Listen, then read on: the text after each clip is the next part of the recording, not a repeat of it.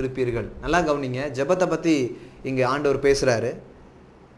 நீங்கள் என்னிலும் என் வார்த்தை உங்களிலும் நிலைத்திருந்தால் நீங்கள் கேட்டுக்கொள்வது எதுவோ அது உங்களுக்கு செய்யப்படும்.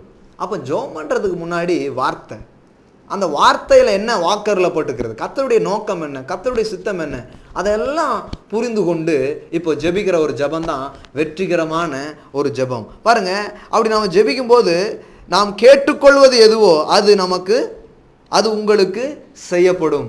அப்போ நாம எதையோ கேட்டுட்டு இல்லை, என் செழிப்பு தான் கர்த்தருடைய நோக்கம்னு சொல்லியிருக்கிறாரு, நான் மேலோங்கும்படி கர்த்தர் சொல்லியிருக்கிறாரு, நான் தலையா இருப்பேன்னு கர்த்தர் சொல்லியிருக்கிறாரு, நீ எப்போ மேலாதான் இருப்பேன்னு சொல்லியிருக்கிறாரு, நான் கொடுக்கிறவனா இருப்பேன்னு கர்த்தர் சொல்லியிருக்கிறாரு. கர்த்தாவின் அப்படி சொல்லியிருக்கிறபடியால உமக்கு ஸ்தோத்திரம், நான் அப்படி இருக்க போறேன், என் வாழ்க்கை அப்படி இருக்க போகுது. ஒருவேளை இன்னைக்கு தரித்திரத்தில் சுகவீனத்தில் இருக்கலாம், ஆனால் நான் எல்லாவற்றிலும் வாழ்ந்து சுகமா இருக்க போறேன். ஏனென்றால் அதான் உங்களுடைய விருப்பம். நான் அதை கேட்கிறதுனால எனக்கு இப்பொழுதே அவைகள் உண்டாகிறதற்காக ஸ்தோத்திரம். பாருங்க, ஜெபத்தில் அது ஒரு தைரியத்தையும் வல்லமையையும் அது நமக்கு கொண்டு வருது. பாருங்க, 8வது வசனம் சொல்லுது, நீங்கள் மிகுந்த கனிகளை கொடுப்பதினால். எந்த மிகுந்த கனி? நீங்கள் அப்படி கேட்டுக்கொள்ளும் போது அந்த ரிசல்ட், அந்த ஃப்ரூட், நீங்க ஜெபத்திற்கான பதிலை நீங்கள் பெற்றுக்கொள்ளும் போது பிதா மகிமைப்படுகிறார். பாருங்க, பிதா யாரும் உங்களுக்கு தரக்கூடாதுன்னு உட்கார்ந்துட்டு இருக்கிறது கிடையாது. நீங்கள் பெற்றுக்கொள்ளும் போது அதை குறித்து சந்தோஷப்படுகிறவர், அதை குறித்து மகிழுகிறவர்.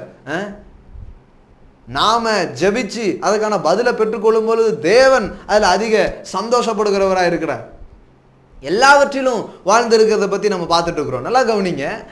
அப்போ வில் ஆஃப் காட், கர்த்தருடைய சித்தத்தை பற்றிய குழப்பத்திலிருந்து நாம் வெளியே வர வேண்டும். ஏனென்றால் நான் எல்லாவற்றிலும் வாழ்ந்திருப்பது கர்த்தருடைய சித்தம், கர்த்தருடைய நோக்கம் என்பதில் நமக்கு ஒரு தெளிவு உண்டாக வேண்டும். அந்த தெளிவு தான் நமக்கு தைரியத்தை தருகிறது.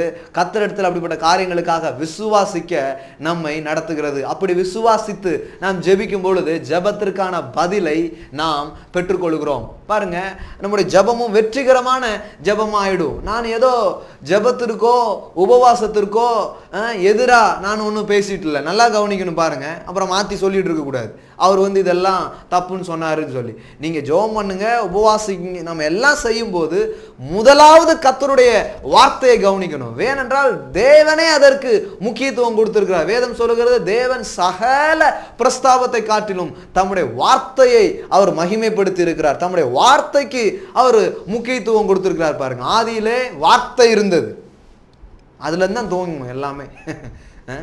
நான் சொல்றேன், ரைட் வே, ஒரு சரியான அப்ரோச், ஒரு சரியான நிலைக்கு போறதுக்கான வழி அதான். பாருங்க, வார்த்தையிலிருந்து எல்லாம் துவங்குகிறது. வார்த்தையை புரிந்து கொண்டு ஜெபிப்பீர்கள் என்றால், வார்த்தையை புரிந்து கொண்டு வாழ்வீர்கள் என்றால், வார்த்தையை புரிந்து கொண்டு விசுவாசிப்பீர்கள் என்றால் அங்கு தோல்வியே இருக்காது. 100% வெற்றி உங்களுக்கு சொந்தம். நாம் எல்லாரும் ஜெபிக்கலாம்.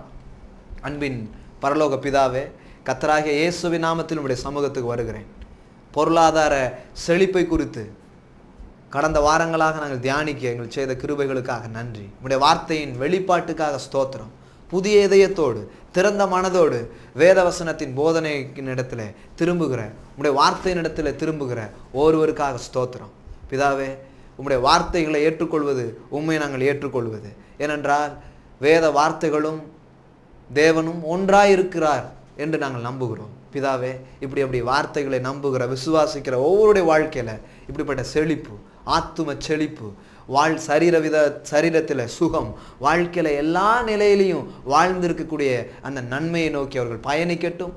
அதை பார்க்கும்படி மன கண்கள் பிரகாசம் அடையட்டும் என்று நான் ஜெபிக்கிறேன். கர்த்தாவே, இயேசுவின் நாமத்தினாலே இந்த நாளில் புதிதாக இப்படி உம்மை விசுவாசித்து உம் அண்டை வருகிறவர்கள் இப்பொழுதே உம்மோடு கூட அப்படிப்பட்ட தொடர்பை ஏற்படுத்திக் கொள்ள விரும்புகிறவர்களுக்காக நான் ஜெபிக்கிறேன். இயேசுவே ஆண்டவர் என்று தங்கள் வாயை விட்டு அறிக்கை செய்கிற ஒவ்வொரு நபருக்காக நான் ஜெபிக்கிறேன். அவருடைய உள்ளங்கள்ல கர்த்தாவே உம்முடைய பிரவேசம் நடைபெறுகிறதற்காக ஸ்தோத்திரம்.